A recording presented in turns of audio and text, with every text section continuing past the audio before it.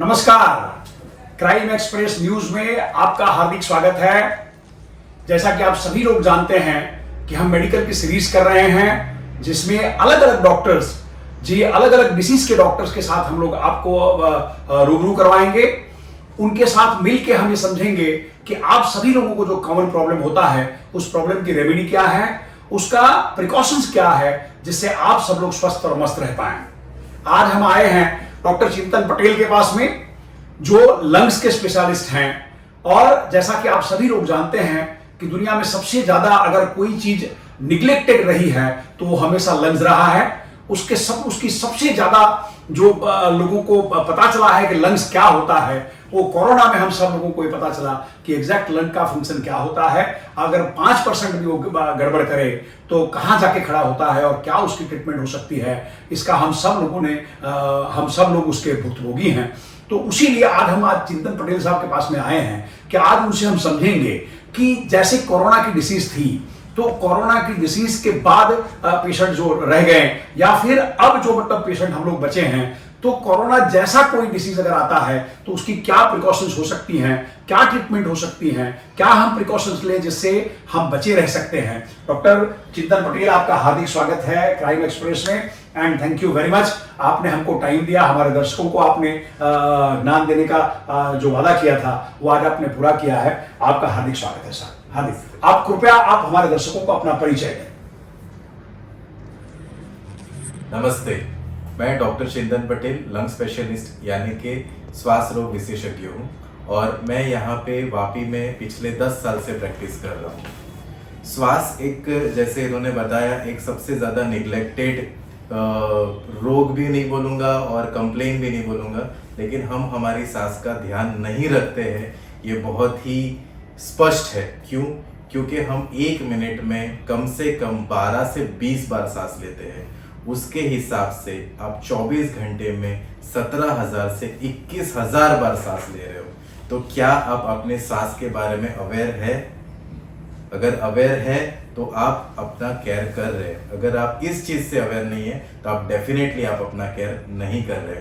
और इसी से जुड़ी हुई सांस और सांस के रोगों से जुड़ी हुई बातों के लिए हम आज यहाँ पे इकट्ठा हुए हैं। Right sir, what are the most एकदम कॉमन डिसीज जो लंग्स के होते हैं और उसके सिम्टम्स क्या होते हैं? अगर आप लंग्स के बारे में बात करें तो बहुत सिंपल और कॉमन कंप्लेंट्स जो होती है पेशेंट की, वो है खांसी, सीने के अंदर दर्द होना या जकड़न महसूस करना, सांस फूलना या घबराहट होना। ये 3 से 4 लक्षणों में ही सारी चीजें आ जाती है। पर इससे जो रोग बनते हैं वो कई बनते हैं, जैसे किसी को अपर रेस्पिरेटरी ट्रैक इन्फेक्शन होना, किसी को लोअर रेस्पिरेटरी ट्रैक इन्फेक्शन होना, किसी को निमोनिया हो जाना, किसी को एस्थमा होना, किसी को इंटरस्टिशियल लंग डिजीज हो जाना, किसी को लंग कैंसर हो जाना। तो ये तीनों लक्षणों में से बहुत सारे डिजीज उपज जाते हैं। तो उसके बारीकी से जब हम टेस्टिंग करते हैं तो हमें पता चलता है कि ये व्यक्ति को ये लक्षण के साथ कौन सा रोग आया होगा। जैसे कि डॉक्टर साहब हमें समझना चाहते हैं कि कोरोना के समय में मैक्सिमम इफेक्ट ये लंग्स को ही हुई थी, तो उसमें कोरोना और कोरोना के समय बाद वाले जो फेज हमारा अभी चल रहा है उसमें, क्योंकि कोरोना में भी वही लक्षण थे, सारे कॉमन ही आए थे, जिसको खांसी हुई, सर्दी हुई या फिर पानी आया, तो वो कैसे एक आम आदमी समझ पाएगा कि मेरा जो कोरोना का लक्षण था और अभी जो लक्षण मुझे आ रहा है वो कोरोना है या नहीं है, या कोरोना जैसा ही कोई डिसीज हमको हुआ है नहीं है, कैसे समझ पाएगा वो? से अगर आप देखें तो कोरोना के पहले है ना, हम बिंदास जीते थे। मतलब अगर कोई भी बीमारी भी हुई तो हम उसका थोड़ा रुक के हम उसका ट्रीटमेंट भी करते थे या अवेयर होते थे। लेकिन कोविड के बाद से हम इतना स्पष्ट हो गए हैं कि हमारी छोटी सी भी इलनेस पे हम तुरंत ही उसका ट्रीटमेंट कर लेते हैं। अगर आप कोरोना जैसे इलनेस का अगर पूरा इम्पैक्ट हमारे शरीर पे देखेंगे, जिसने टिपिकली लंग्स को ही ज़्यादा एफेक्ट किया था और जिसे हम देख भी रहे थे, एक्सरे, सीटी स्कैन, जो भी टेस्ट हो रहे थे उसमें, सो कोविड के बाद हमारी लंग कंडीशंस थोड़ी कम हो गई है। साथ ही में जो भी लोग कोविड लाइक इलनेस से अफेक्ट हुए हैं उनकी लंग कंडीशंस पहले से ज़्यादा इफेक्ट हुई अगर नॉर्मल इंडिविजुअल देखे जिनको कोविड जैसे इलनेस नहीं हुए हैं। और दूसरी बात ये है कि उसका लॉन्ग टर्म इफेक्ट और शॉर्ट टर्म इफेक्ट रहता है। तो शॉर्ट टर्म इफेक्ट जो रहता है उसमें कैसे है कि व्यक्ति बीमार पड़ा, अच्छा हो गया, कुछ समय के बाद वो अपने नॉर्मल जीवन में आ गया है। लेकिन जिसे ज़्यादा तकलीफ हुई है, जिसके लंग डैमेज ज़्यादा हुए हैं, जिसको ऑक्सीजन डिपेंडेंसी आई है, जिनको हाई डोजेस ऑफ इंजेक्शंस और स्टेरॉइड्स गए हैं, ऐसे पेशेंट्स को लॉन्ग टर्म में भी इफेक्ट रहता है। जैसे किसी को ब्लड क्लॉट्स होना, किसी का लंग फंक्शन कम हो जाना, मसल वीकनेस रहना, जल्दी थकावट महसूस होना, जो चीज़ें जितनी स्फूर्ता से पहले करते थे उतनी स्फूर्ता से अभी नहीं करना, मेंटल स्टेटस लोगों के इतने एकदम व्यवस्थित या फिर जो एकदम स्फूर्तिले में से थोड़े डिप्रेसिव या एंजाइटी फेज में जाना। तो ये सब जो इफेक्ट आया है कोविड से, तो लंग्स डेफिनेटली काफ़ी अफेक्ट हुए हैं। और जितने भी कोविड हुए हैं या कोविड लाइक इलनेसेस हुए हैं उनको डेफिनेटली एक बार अपना लंग फंक्शन चेक करा लेना चाहिए।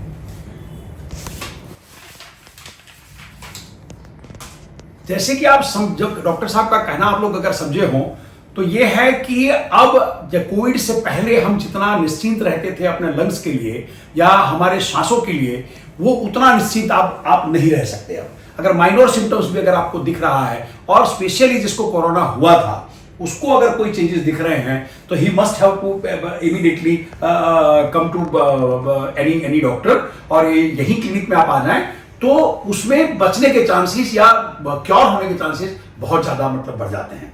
जैसा कि सर आप जानते हैं कि हम पॉल्यूशन वाले सिटी में रहते हैं। एशिया का सबसे बड़ा जीआईडीसी हमारे पास में है, केमिकल का सारा यहाँ पे है। तो कौन से कॉमन डिसीज जो यहाँ की जनता वापी को अगर हम समझना चाहें या वलसाड डिस्ट्रिक्ट को हम समझना चाहें तो जो पेशेंट आपके पास में आते हैं उसमें कौन से कॉमन डिसीज आपको दिखते हैं या सिम्टम्स कौन से होते हैं, और वो सिम्टम्स और डिसीज अगर हमारे पेशेंट को अगर दिखता है या हमारे दर्शकों को अगर दिख जाता है तो कौन से लेवल पे दिखे उसको और इमीडिएट उसको दिखाना चाहिए आपको। अगर आप देखें तो हमारी जो बॉडी होती है ना उसकी ट्रेमेंडस कैपेसिटी है एडेप्टेशन की, तो वैसे ही लंग्स है। जब तक लंग्स जो है 50-60% तक इलनेस में या डैमेज जोन में नहीं जाता है तब तक वो स्पेसिफिक या एग्रेसिव लक्षण नहीं दिखाएगा। तब तक आपको में भी नॉर्मली कुछ जुकाम सा लगना, कुछ खांसी लगना, कुछ हैवीनेस लगना, थकावट लगना, कभी बीच बीच में ब्रीदिंग डिफिकल्टी होना, ऐसे कुछ लक्षण आपको आ सकते हैं। लेकिन जब उसकी तीव्रता बढ़ती जाती है, उसकी सिवियरिटी आप महसूस करने लगते हैं, तब आप कोई भी डॉक्टर को जब कंसल्ट करते हैं और आपके बेसिक टेस्ट जैसे ब्लड रिपोर्ट्स या एक्सरे होता है तो आपको डॉक्टर बताएंगे कि ये स्टेज पे ये चीज़ आ गई है। तो ऐसे क्या क्या बीमारियां मेजरली आप देखोगे तो हमारी अगर आप श्वास क्रिया देखें तो हमारा जो ब्रीदिंग होता है वो नोज से शुरू होता है। तो यहाँ से आपकी सांस की नली शुरू होती है। सो हम मेडिकल टर्मिनोलॉजी में इसे अपर पार्ट में अपर एयरवे बोलते हैं और लोअर पार्ट में लोअर एयरवेज बोलते हैं। तो जो भी बीमारी आपको नाक से गले तक हो रही है वो आपकी अपर रेस्पिरेटरी ट्रैक्ट इन्फेक्शन हो सकते हैं या फिर एलर्जीज हो सकती है, साइनोसाइटिस हो सकता है। ऐसी कुछ चीज़ें आपको कुछ भी एक्सपोजर से होगी। जब लोअर में जब जाएगा तो आपको एस्थमा हो सकता है, ब्रोंकाइटिस हो सकता है, निमोनिया हो सकता है, इंटरस्टिशियल लंग डिजीज या लंग कैंसर जैसी बीमारी हो सकती है। अब यहाँ पे अगर आप देखें, आपने बात की है यहाँ पे वापी की। वापी एक इंडस्ट्रियल जोन है। सो ऐसे ही देखा जाए तो एक रूरल जोन होता है और एक अर्बन जोन होता है। अर्बन जोन में मेजरली इंडस्ट्रियलाइजेशन और अर्बनाइजेशन की जो इफेक्ट होती है उसमें आप देखेंगे कि प्रदूषण, वातावरण में एक प्रदूषण फैलता हुआ दिखता है। अब ये जो प्रदूषण जो होता है दैट इज एयर क्वालिटी हम इसको बोलेंगे, वो पीपीएम में होता है, यानी कि एक वातावरण में या एयर में कितना प्रदूषण है वो पीपीएम में मापा जाता है। तो जितना पीपीएम ज्यादा होगा उतना ही ज्यादा पोल्यूशन होगा और उतनी ही एयर क्वालिटी खराब होगी। अब इसमें आता है कि कितने साइज के पार्टिकुलेट मैटर है, यानी कि वो माइक्रोन साइज क्या है। अगर पार्टिकुलेट मैटर बड़ा है, उसकी साइज बड़ी है, तो जब भी हम सांस लेते हैं तो वो हमारे ये फिल्टर में जब जाएगा तो आपके नाक से गले तक में वो बड़े पार्टिकल जुड़ जाएगा। जैसे कि देखा जाए तो 10 माइक्रोन से अगर 5 माइक्रोन्स की अगर कोई भी पार्टिकुलेट मैटर है तो आपकी बड़ी सांस की नली में वो अटक जाएगी। तो यहाँ पे आपको सर्दी होना, जुकाम लगना, स्नीजिंग होना, गले में सोर थ्रोट लगना, साइनसिस बार बार इन्फेक्ट होना, ये सब चीज़ें शुरू होती है। तो ये एलर्जिक कंडीशंस और इरिटेबल कंडीशंस ज़्यादा होने लगते हैं। जैसे ही पार्टिकुलेट मैटर छोटा होता है उससे कि आप 5 से 2.5 mm या 2.55 से ज़्यादा कम लेंगे, तो पार्टिकुलर मैटर आसानी से आपकी सांस की नली में चला जाता है। जब सांस की नली में चला जाएगा तो वो आपको या तो इरिटेबल डिजीज करेगा, जैसे कि अस्थमा होना, या फिर वो इन्फ्लामेशन अंदर करके और उसको डैमेज करके उसमें इन्फेक्शन कर सकता है। तो उसमें आपका आ जाएगा ब्रोंकाइटिस आ जाएगी, आपकी अस्थमा आ जाएगी, आपको निमोनियाज हो जाएंगी। जब पार्टिकुलेट मैटर उससे भी छोटे होते हैं कि 0.1 माइक्रोन्स, तो वो आपके अंदर एल्वियोलाई, जहाँ पे जब हम सांस लेते हैं तो एक एंड पॉइंट होता है जहाँ से 21% ऑक्सीजन शरीर के अंदर, लंग्स में अंदर जाके वो ब्लड में जाएगा और फिर वो 100% कन्वर्ट होगा। सो ये प्रक्रिया भी डैमेज होने लगती है और वहाँ से ब्लड में वो माइक्रोन्स जाके हमारे पूरी डिजीज, बॉडी में भी डिजीज कर सकते हैं। सो ऐसी डिजीज क्या होगी? तो एक इंटरस्टिशियल लंग डिजीज है, लंग कैंसर है, डायबिटीज जैसी इलनेसेस है, स्ट्रोक है, हाइपरटेंशन है, ऐसे बहुत सारे इन्फ्लामेटरी डिसऑर्डर्स हो सकते हैं। सो बेसिक अगर आप देखें तो इरिटेंट, एक इरिटेशन होगा बॉडी में जो एलर्जिक कंडीशंस में आएगा। इरिटेशन जब बढ़ता जाता है तो वहाँ पे इन्फ्लामेशन होगा जिसमें इन्फ्लामेटरी कंडीशंस आनी शुरू होगी और आगे बढ़ते वो इन्फेक्शन या कैंसरस जैसे डिजीज में कन्वर्ट हो सकता है।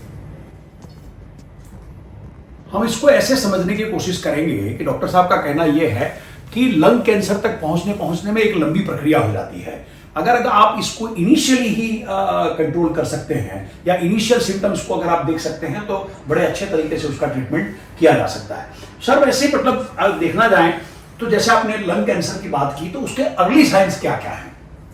क्या मतलब सिम्टम्स आएंगे जिससे अगर ये कॉमन आदमी भी समझ पाए कि, या फिर मतलब आप समझ लेंगे जैसे आप सुपर स्पेशलिस्ट हैं तो बहुत बार ऐसा होता है कि डॉक्टर्स कहाँ से शुरू करेगा? जैसे आपने मुझे बताया कि मतलब वो अपना मेडिकल स्टोर वाले से शुरू करेगा, एक कॉमन सर्दी की दवा लेके आ जाएगा, फिर गांव के का डॉक्टर के पास जाएगा, वो रिकमेंड करेगा कहीं एमडी के पास में, फिर जाके आपका उसमें रोल आता है। तब तक में आते आते वो मतलब पेशेंट आपके पास आते आते काफी खराब हो चुका होता है। मान लो आप क्या कहना चाहेंगे हमारे दर्शकों को कि कौन सी सिम्टम्स आपको अर्ली कैंसर के दिखें और इमीडिएटली आप सीरियस हो जाओ और तुरंत आपके पास उसको आना चाहिए? आपने एक बहुत सही बात कही है, क्योंकि नॉर्मली हम हमारी प्रैक्टिस में यही देखते हैं और दूसरे स्पेशलिस्ट भी यही देखते हैं कि हमारे पास पहुंचते पहुंचते ना स्टेज 3 या स्टेज 4 आ जाता है कोई भी बीमारी का। वो अगर अस्थमा रहेगा वो भी हमारे पास स्टेज 3 स्टेज 4 में है, सीओपीडी रहेगा वो भी स्टेज 3 स्टेज 4 आता है। अगर लंग कैंसर की बात करें तो वो भी, यानी कि गांठें इतनी बड़ी हो जाती है कि वो फैल चुकी होती है, वो भी स्टेज 3 स्टेज 4 होता है। इंटरस्टिशियल लंग डिजीज की बात करें तो वो भी एंड स्टेज की तरफ ही पहुंचे हुए तभी हमारे पास आते हैं। सो ये कहावत यही है और हमारा मेडिकल एजुकेशन सिस्टम भी यही कहता है कि prevention is better than cure. हम कई बार एक तो नेग्लिजेंट हो जाते हैं कि ठीक है चालिया करे छे। दूसरी बात ये होती है कि हम डॉक्टर के पास गए ना वो कुछ ना कुछ ढूंढ के देगा, और तीसरी बात कि हर साल कितनी बार टेस्ट कराने का। सो यही चीज अगर आप फॉरेन सिस्टम में देखें, जब हम यहाँ पे यानी इंग्लिश स्पीकिंग लोगों को हम इतना बढ़ावे से देखते हैं, उनको फॉलो करते हैं, ये ऐसे बोलता है, ये ऐसे करते हैं, कि टेक्नोलॉजी को देखते हैं, लेकिन हम कुछ बेसिक चीजें जो वो कर रहे हैं ना वहाँ पे हम लैकिंग है। वो है प्रिवेंशन।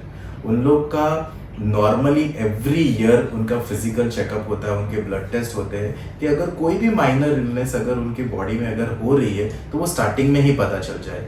तो same holds for lung cancer. अगर व्यक्तिगत लोगों के एक्सरेज, बेसिक एक्सरे और lung function test regular basis पे अगर किया जाता है तो माइनर चेंजेस भी, अगर एक छोटा सा डॉट भी अगर किसी के एक्सरे में आया है तो उसे हम 10 सेंटीमीटर की गांठ बढ़ने से हम रोक सकते हैं और उसे अर्ली इंटरवेंशन करके अच्छा फॉलोअप रख के उनको बड़े कैंसर में बनने से हम रोक सकते हैं।